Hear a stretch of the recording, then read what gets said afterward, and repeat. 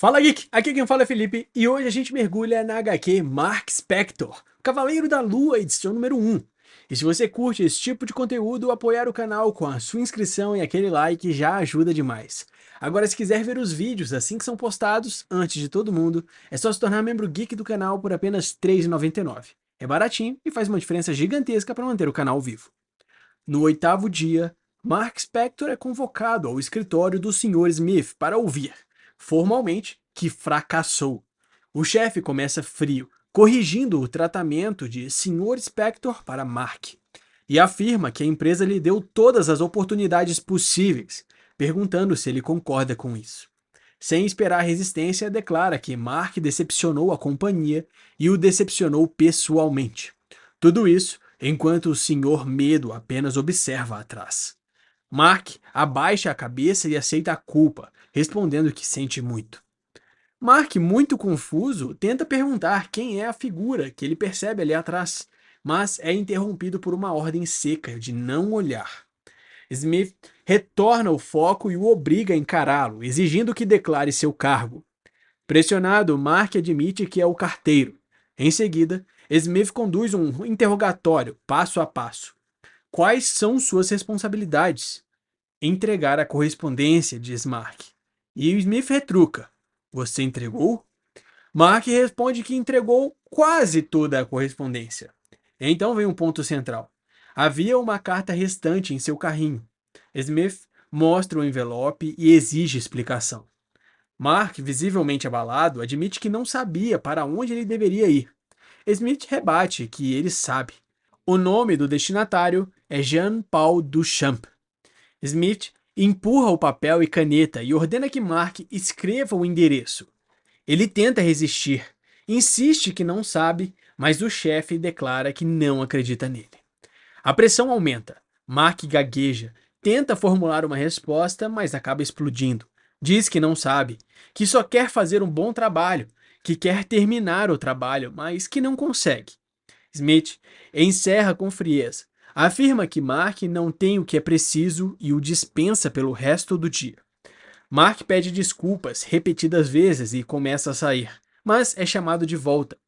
O envelope ficará no carrinho até que ele saiba como entregá-lo. Cada vez que olhar para aquele envelope, Mark deve se relembrar como está decepcionando a empresa. Mark aceita em silêncio e sai empurrando seu carrinho. A narrativa muda para o complexo industrial armado, onde vemos que eles estão simulando aquele ambiente para Mark, uma espécie de interrogatório simulado. Mark aparece em casa, jantando animadamente com uma música sobre um herói que combate o mal e traz justiça lunar. Ele despeja cereal, coloca leite, senta-se diante da TV e continua a canção que descreve o Cavaleiro da Lua com cacetete, botas e dardos crescentes.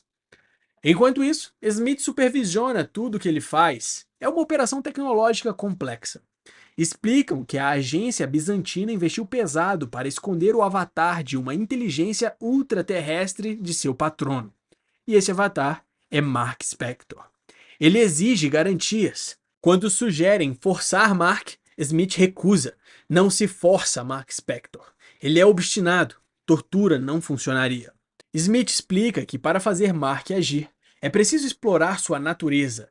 E a natureza de Mark é completar o trabalho, custe o que custar. O Cavaleiro da Lua completa o trabalho. E eles lideram um trabalho. Mesmo sedado com químicos do medo, ele não pode lutar contra quem é. Ao fundo, Sr. Medo comenta que ele realmente ama aquela TV. Mark está preso numa simulação construída para manipular sua compulsão por concluir tarefas. Mark assiste ao programa do Cavaleiro da Lua na TV, absorvido pela versão heróica infantilizada do vigilante. Ele murmura o nome Moon Knight, Cavaleiro da Lua, como se evocasse algo maior. No 11º dia, ele entrega cartas a homens numerados dentro do complexo. Para o Senhor 3, para o Senhor 7, ele recebe insultos e segue em frente. Cada entrega é mecânica, profissional e impessoal. Ele está apenas cumprindo o trabalho e avança sistematicamente. Ele percebe o envelope restante, Jean-Paul Duchamp. pergunta para onde ele deve ir. Nesse momento, Smith surge e ordena que vá ao escritório. A carta não entregue volta a ser o centro da atenção. No 12º dia, Smith discute com representantes da agência bizantina. Diz que é um trabalho delicado. Eles exigem resultados. Smith pede paciência. A agência ameaça. E Smith insiste que sua abordagem psicológica é a única forma de quebrar Mark. Sr. Medo observa que os financiadores se importam com o destino, não com a jornada. Smith admite que quer assistir Mark quebrar. A dosagem dos químicos do medo aumenta. Há risco de overdose. Mesmo assim, Mark não reage como esperado. Ele está resistindo.